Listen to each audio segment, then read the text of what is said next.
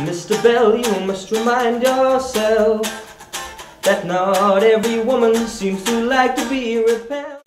Hello and welcome. Thank you for coming and do the interview. This is The Real Davina with Jordan and Daniel.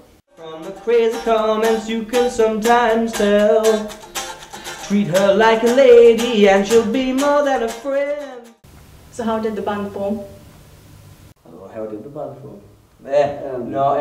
Basically we went to New York on a university trip sort of thing, and we were all, three of us were sort of playing in different bands across there.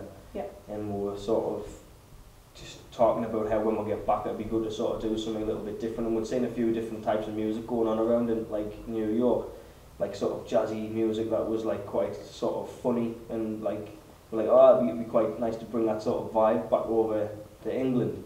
So when we came back we sort of thought, let's form this band, so we just sort of took it from there really. How did you come up with the name of the band? Did you all agree straight away? I'd had this thing in my head because my little sister had said The Real Davina somehow in like so it's related to Doctor Who somehow. Oh. It's like it's got nothing to do. I thought it would be like. It's got nothing to do with Davina McCall.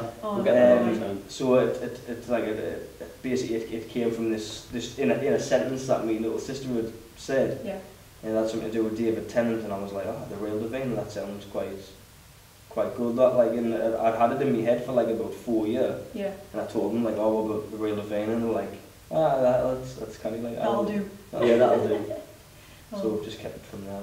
Yeah. So who are your inspirations, and like, did they influence the way that you sound? What influences are really definitely influenced our sound. Sort of the Beach Boys, the Beatles, Yeah. late 60s, early 70s really sort of stuff. A little bit of disco as well, like just a little bit. Who would you like to support?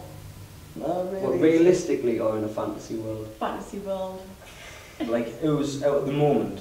Yeah. I suppose you could use some people that are like dead or not. We'll not go there. Like, but I'm trying to think of people who like at the moment who we sort of like as musicians. Probably Tudor and McCloud. Probably at the Phelan or someone like that. Nice. Probably someone similar. Yeah. Has there been any embarrassing moments at one of your gigs? Have you ever forgotten the words or anything? Well, there's a little funny story because with one of our gigs we decided it was Christmas time as well. It was Christmas, and we were like, what was it? We decided that we had this gig booked, and we decided it would be funny to decorate the stage in like Christmas decor. Yeah. And Steve had this mint idea of getting cheap spray-ons, like spray smoke. Yeah. And little did he know that it would laminate the floor in this like greasy sort of texture. And there was a snowman on the floor, and he went to kick the snowman and didn't kick the snowman and just went straight on his derriere. Yeah, it was like this little snowman that was on my keyboard. I was going for a little bit too much, and the snowman decided to jump onto the floor. It's on video somewhere. It's actually, I think we've actually sent it into UK for him as well. Like, which he gave us for. So. What if we get 250 quid? It's a day recording. It's Dave's humiliation.